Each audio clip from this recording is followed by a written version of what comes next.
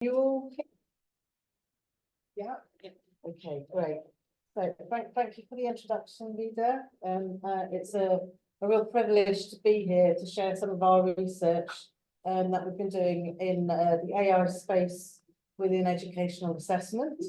And as we can see, you know, generative AI is a hot topic globally, and the technology just continues to move rapidly, not just within education, but within a wide range of industries.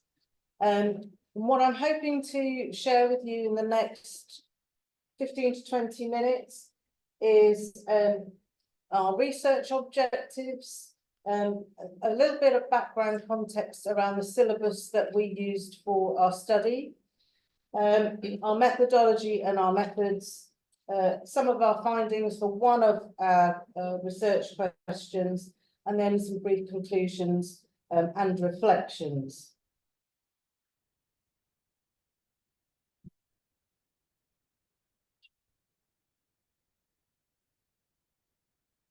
Does it incorporate?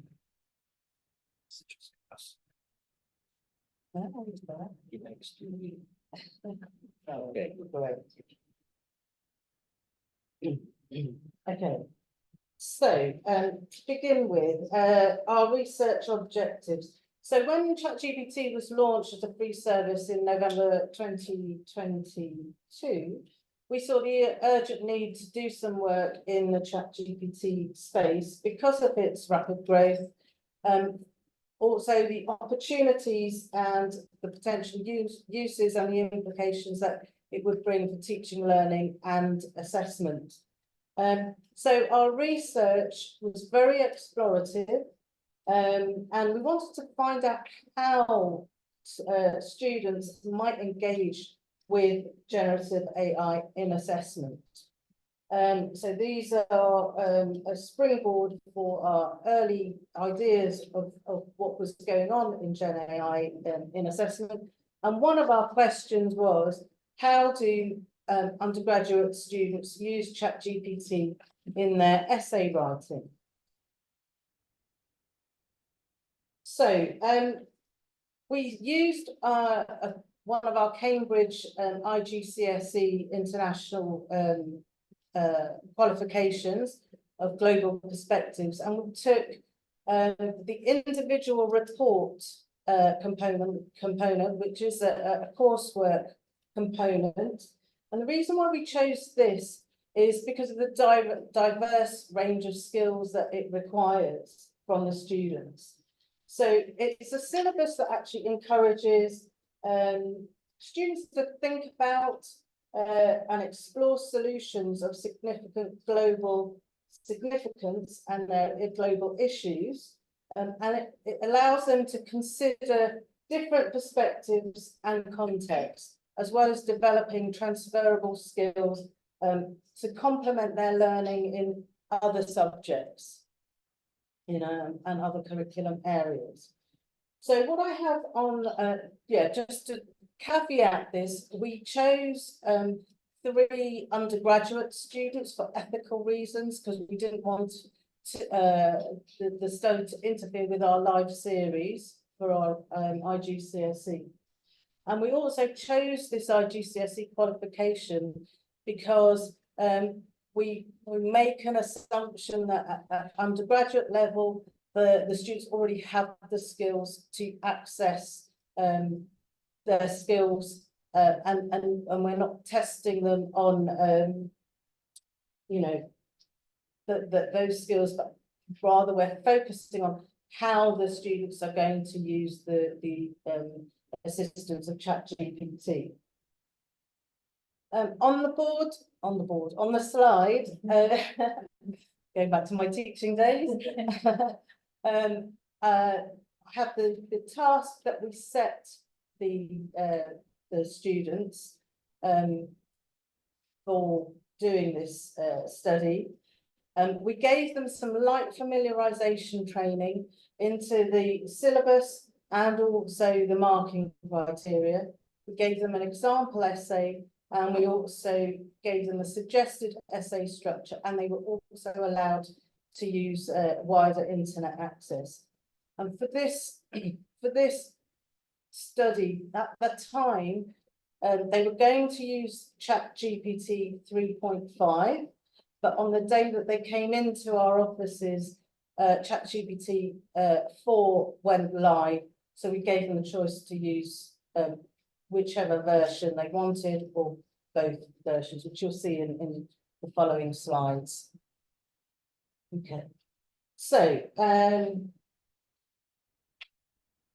what I have on the slide here are the essay titles that the students chose. These are actual essay titles from previous series. The students basically chose them randomly from a bag. They were allowed to discard them if they didn't want to use them without an explanation of why. But at the end of randomly choosing the essay titles, these were the 6 that were used. So how did we do this in order to answer the question? Well, we used 2 methods. One was a document comparison, which I'll talk about shortly, and then we followed that up by semi-structured student interviews, which we conducted straight after the research task. I might need some water. So, thanks very much. So the first one around document comparison, we used a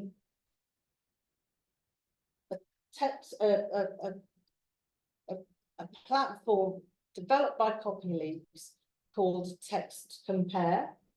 And what they did here is the idea was to try and quantify how the students actually used it. So did they, when they typed in their question to ChatGPT, did they copy and paste it identically?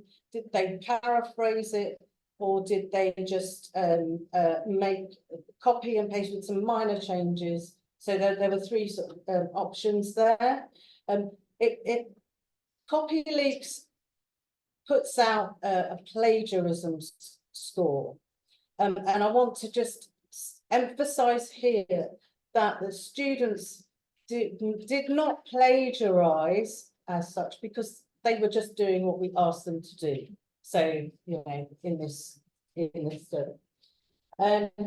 So as you'd be aware from ChatGPT, you can create individual chat logs. So that was put into the text compare, plus the final essay that the students used with the assistance of ChatGPT to come up with the plagiarism score.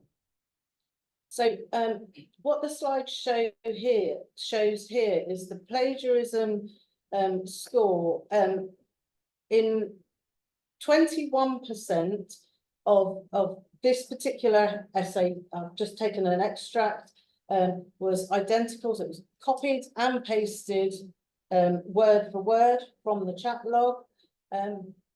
Around 17% were minor changes, so copied and pasted and minor changes, and then about 1/3 of this extract was paraphrased. Right, so how did they use the ChatGPT in their essay writing? So I'm just going to explain some of the findings. So what I've done here is I've put it in a table, hopefully to make it a little bit easier to understand. So the first column basically has the essay titles. The second column is the name of the student. These are we anonymized all the data, so what we've used here are gender neutral names so that they can't be identified. But I know what I'm like, I might slip up and give away a gender. The overall plagiarism score of the essay, and then the types of plagiarism within that from the CopyLeaks. So, and also you'll notice a couple of the essays have an asterisk which identifies the version that was used for those particular essays. So if we take, let's start with Kim and her and their animal rights essay. Overall plagiarism score was 64%. And of that 64%, they copied and pasted identically 13% from the chat log. A third was minor changes, and then 22%, about a fifth, was paraphrased in their essay. If we then take Charlie, here they were the sort of middling plagiarism, 41%. And what we can see, if we look at the paraphrase column of all students, there's a great variation within how much they each paraphrased the essays. Sorry, the output from ChatGPT. Following on from that, we then did the interviews. And the interviews actually correlated quite well with what I've shown you in the table. You take Ronnie, who had the lowest amount of plagiarism. They use this for basically positioning themselves as an original thinker. They had the argument around capital punishment in their head, and what they also said was that it was unethical, and so they used the ChatGPT to flesh out their ideas and their arguments, and they felt that they were in control to get the facts and the stats to back up the arguments that they had constructed. Charlie, on the other hand, who was our medium level plagiarizer, claimed in the interview that they only copied and pasted in rare moments. But this isn't exactly what the table shows us. So if I just flick back to the table, if we look at where it says identical, with celebrities as role models, Charlie copied and pasted 2%. And from that point of view, yes, we might say that this is a rare copying and pasting in rare moments. However, if you look at the other essay on legalizing abortion that Charlie wrote, it's 17%. And I guess we wouldn't really say that that's a rare moment of copying and pasting. Our theory is that Charlie was running out of time to complete the essay, and so did a lot more copying and pasting.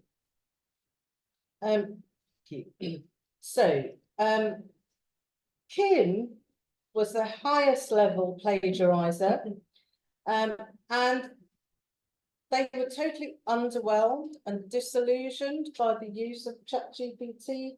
They basically said, in the process of engaging with this technology, they didn't actually consider that they'd done very much work at all. And it's kind of also resonates with the first speaker when she spoke about what some of the undergraduate students were saying about being lazy in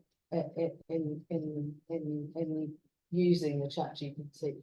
So Kim found that they had done no work for the assignment, yet they got high marks, and they didn't really value the skills that they had used in the construction of the essay. And that also resonates in a recent presentation by Ashley Tierney, who also says that, you know, that their students at the university expressed that they felt lazy when they got to use ChatGPT to write the content of their work. So we can't really assume that all students will enjoy making a shortcut or perception of a shortcut, because that's not necessarily true. Okay, so I'm just quickly going to go through what we found out about how they used the ChatGPT to assist them. What we've and this was during the interviews. There was some commonality here around a process. A process emerged from what the three students did. The first part is really around orientation. So they didn't know or were familiar with the topics that they had chosen. So they started with very broad questions about, for example, what are the current debates on this topic? And, you know, what do people generally think about this topic? And that was the orientation phase. Then they started drilling that down and asking more specific questions. And as I've mentioned before, you know, you could get many chat logs, individual chat logs, which they would, until they were satisfied, they'd then sort of move on. So it was a kind of loop that they would do this.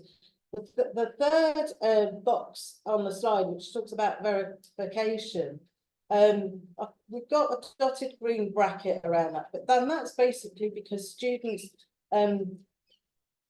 wanted to verify their sources, but they found it difficult to do so. They found it a real challenge. Sometimes they did it, sometimes they didn't do it, and I'll talk a little bit more about that quickly if I've got time to do that.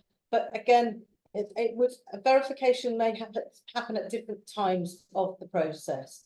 They go back to specific inquiry and goes back and forth, so on and so forth, until they were satisfied with the information that they got, and then they would start to think about structuring the essay.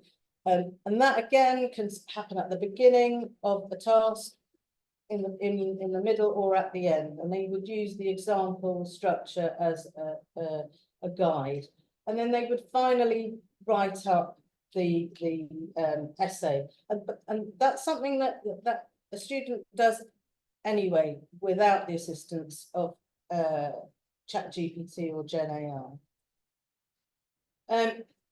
For the purposes of this study, the students seem to use orientation to gather information quickly. They did share that using this technology requires critical thinking and decision making, and it sort of ties in nicely with the second speaker around analysis and synthesis and evaluation. They said these things themselves, and the research skills that are required. I've mentioned verification. They said they sometimes do it, and they also said they could make things up, because would a teacher have time to check on the source? And that links to referencing, acknowledging your source. And we carried out our own little investigation in that they quoted, or they'd make a citation. We checked the journal existed. We checked the author existed. We checked the title, it didn't exist. So there are plausible parts of a citation, but deep fakes and hallucinations. And students saying this is what we should do, but in reality, do we do it? And should an IGCSE A level, whatever level of student, should they, and what do they actually do? And finally, just some reflections, just to say that this was an early exploration, and there have been many changes in this generative AI world. You know, now the source referencing is much better.